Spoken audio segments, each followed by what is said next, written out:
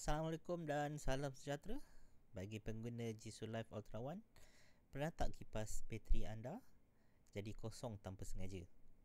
Ini kerana tertekan butang lampu tanpa sengaja.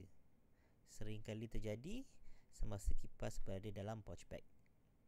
Jadi kita akan padamkan lampu LED ini. Diharap cara ini boleh menyelamatkan bateri anda dari cepat habis tanpa sengaja.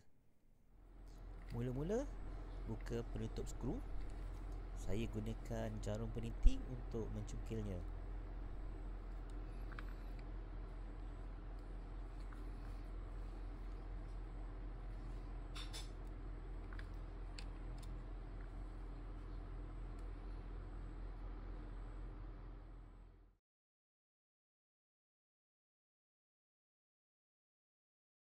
Kemudian, saya menggunakan kekunci Allen saiz 1.5 mm.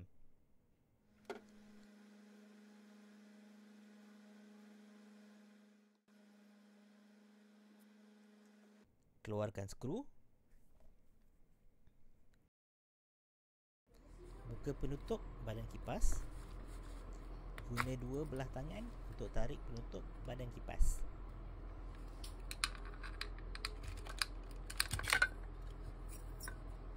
Hati-hati dengan penyambung bateri.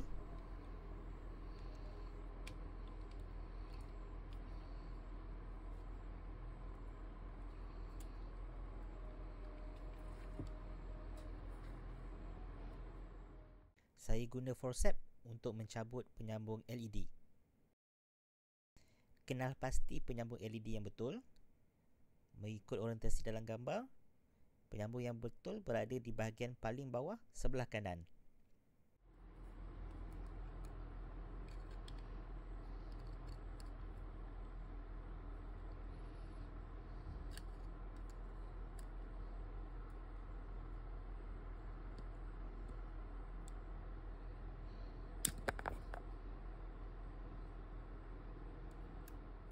Boleh guna kesempatan ini untuk bersihkan bahagian dalam.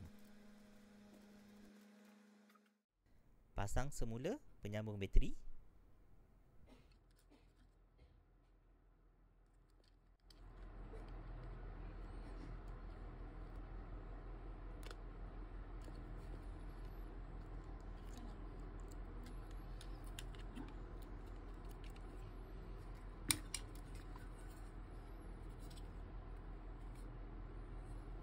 Pasang penutup badan kipas.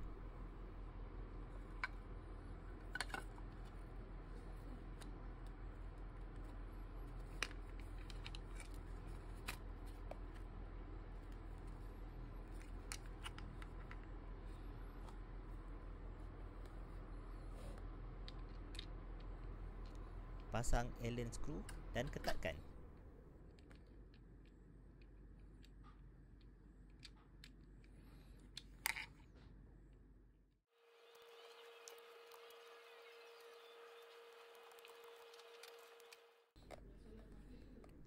Pasang penutup skru.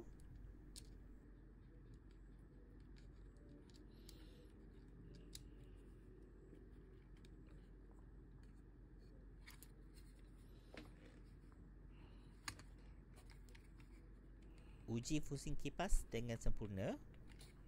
Sekarang, LED tidak lagi menyala dan menghabiskan bateri anda.